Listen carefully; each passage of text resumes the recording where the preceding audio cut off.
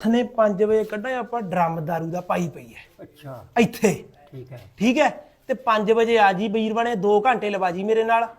ਤੇਰਾ ਮਾਣ ਤਾਣ ਕਰ ਦੂੰ ਯਾਰ ਮੈਂ 2 ਲੀਟਰ ਦਾਰੂ ਲੈ ਲਈ ਠੀਕ ਹੈ ਕੋਈ 5-400 ਰੁਪਇਆ ਚਾਹੀਦਾ ਉਹ ਵੀ ਲੈ ਲਈ ਠੀਕ ਹੈ। ਡਰਨ ਵਾਲਾ ਕੋਈ ਚੱਕਰ ਨਹੀਂ ਪੁਲਿਸ ਆਪਣੀ ਬੰਨੀ ਹੈ। ਅੱਛਾ ਹਾਂ ਜਾਣਦਾ ਤੂੰ ਆਪਣੀ ਪਹੁੰਚ ਨੂੰ ਬੇਫਿਕਰ ਰਹਿ 5 ਵਜੇ ਆ ਜੀ ਤੇ 2 ਘੰਟੇ ਹੈਗੇ ਤੇਰੇ ਕੋਲ ਜਾ ਕੇ ਹਰੇ ਚਾਰ ਵਾਲਾ ਨਵੇੜਿਆ ਹੁਣ ਜਾਵਾਂ ਫਿਰ ਮੈਂ ਜਾ ਵੜਾਓ 5 ਵਜੇ ਆ ਜੀ ਆ ਜੀ ਆ ਕੇ ਕਢਾ ਲਾਂਗੇ ਦਾਰੂ ਪੁਲਿਸ ਤਾਂ ਬੰਨੀ ਹੈ ਇੱਥੇ ਜੇ ਲਾ ਦਿੰਨੇ ਆ ਇੱਥੇ ਲਾ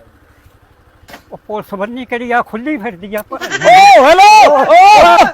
ਓ ਤੇ ਲੰਘ ਗਿਆ ਓ ਯਾਰੇ ਮੇਰੇ ਇਹ ਵੀ ਤਸਕਰ ਹੈ। ਮੇਰੀ ਸੁਣ ਗੱਲ ਹਾਂ ਇਹਦਾ ਮਤਲਬ ਆਪਾਂ ਤਾਂ ਡਰਦੇ ਆ ਉਹ ਤਾਂ ਟੱਪ ਗਿਆ ਹਾਂ ਇਹਨੂੰ ਨਹੀਂ ਲੰਘਣ ਦੇਣਾ ਇਹ ਮੈਨੂੰ ਲੱਗਦਾ ਪਰਲੇ ਪਾਸੇ ਟੱਪ ਗਿਆ ਹੋਵੇ ਕਿਤੇ ਕਰ ਜਾ ਇਹਨੂੰ ਲੰਘਣ ਦੇ ਓਏ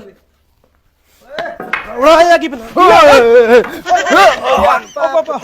ਪੁਲਿਸ ਵਾਲੇ ਓਏ ਅਸੀਂ ਪੁਲਿਸ ਵਾਲਿਆਂ ਸਾਨੂੰ ਡਰਾਉਣਾ ਤੂੰ ਓਏ